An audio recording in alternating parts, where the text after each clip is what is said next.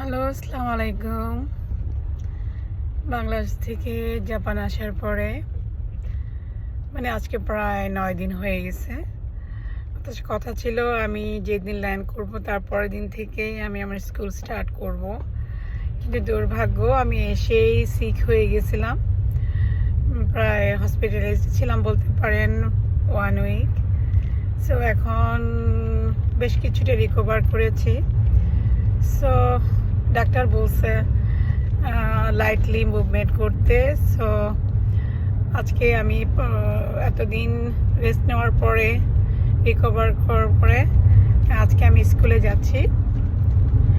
So my first day মনে করতে পারছি after 1.5 months this is the first day এবং অনেকদিন পর আমি ড্রাইভিং করতেছি। লং ড্রাইভ হবে এটা, যেতে মোর দেন 1 hour অ্যান্ড আসার সময় মোর দেন 1 hour। সো আপনারা দোয়া করবেন যেন আজকে ফার্স্ট ডেটার জন্য আমি আমার স্টুডেন্টদের সাথে অ্যাজ ওয়েল আগে যেমন খুব হেলদি স্মাইলি তাদের সাথে করতে পারছি, টাইম স্পেন্ড করতে পারছি বা বিভিন্ন অ্যাক্টিভিটিস করতে পেরেছি। আজকেও যেন সেটা পায়, আল্লাহ যেন সেই তৌফিক দান করে।